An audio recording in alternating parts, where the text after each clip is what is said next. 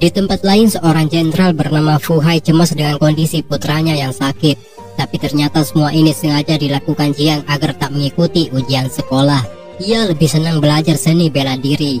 Kenakalannya ini diketahui Jenderal Wang yang tak lain juga adalah gurunya. Jiang sangat alergi dengan minuman alkohol. Hal ini bisa membuatnya langsung lemas dan terlihat sakit. Namun karena gurunya tahu alasan ini, ia malah meminta pelayannya membawakan minuman untuk diberikan kepadanya. Jiang yang sadar berusaha menghindar. Ia juga meladeni gurunya dengan bakat bela diri seadanya.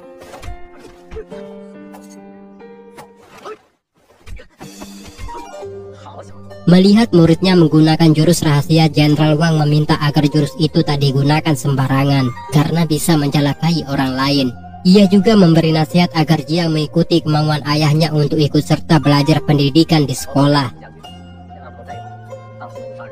Atas kejadian tadi, Jenderal Wang melapor bakat dari Jiang dalam bela diri terlihat sangat baik. Tapi ayahnya justru tak ingin putranya itu terjun ke sana. Ia lebih menginginkan Jiang fokus belajar di sekolah tanpa harus mengikuti jejaknya sebagai jenderal perang. Tak lama setelah itu, seorang prajurit datang dengan kabar kalau putra Raja Jing yang bernama Zhao Ming telah tiba di kota Jiangkang. Hal ini sangat aneh karena tak seperti biasa Raja Jing membiarkan putra kesayangannya pergi seorang diri. Raja Jing adalah orang dekat kaisar yang dipercaya menjaga keamanan perbatasan. Tampak Jenderal Fu menaruh curiga atas kabar ini. Di dalam kota terlihat Yusin menari menyambut tamu. Putra Raja Jing yang bernama Zhao Ming terpana dengan gadis itu. Jia yang kebetulan di sana juga tak menyangka akan dibawa temannya ke tempat ini. Karena tak biasa dengan keramaian, Jiang berniat pulang. Suara minta tolong dari seseorang wanita menghentikan langkahnya. Rupanya Zhao Ming berniat menodai Yusin. Ia yang tak terima sikap gadis ini lalu melemparnya dari ketinggian. Tapi untungnya Jiang berhasil menyelamatkan gadis itu. Sejenak Yusin menganggap Jiang adalah Hong. Perkataan gadis ini malah membuat Jiang tak mengerti, karena sebelumnya mereka sama sekali tak pernah bertemu. Melihat itu, Zhao Ming marah dan menyuruh anak buahnya menyerang Jiang.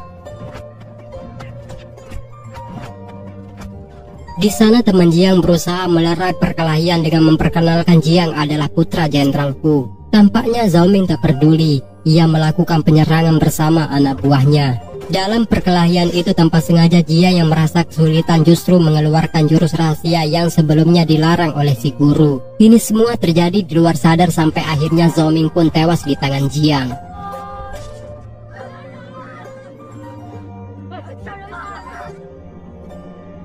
Atas kejadian itu tampak seorang pejabat rekan dari Raja Jing bingung harus berbuat apa. Orang ini bernama Qin Zhong. Ia tak berani menangkap Jiang karena peran ayahnya sangat besar untuk kerajaan. Begitu juga hubungan baiknya dengan Raja Jing yang belum tahu kalau putranya saat ini tewas di tangan putra Jenderal Fu.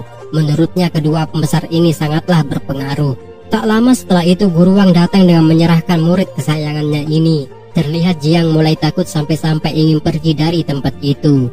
Gurunya lalu meyakinkan agar Jiang lebih berani menghadapi masalah. Ini juga akan mempengaruhi wibawa ayahnya yang dikenal sosok jenderal yang tegas. Mendengar itu Jiang lalu pasrah dan menuruti perkataan si guru. Masalah ini juga akan diadili bersama setelah Raja Jing tiba di kota ini.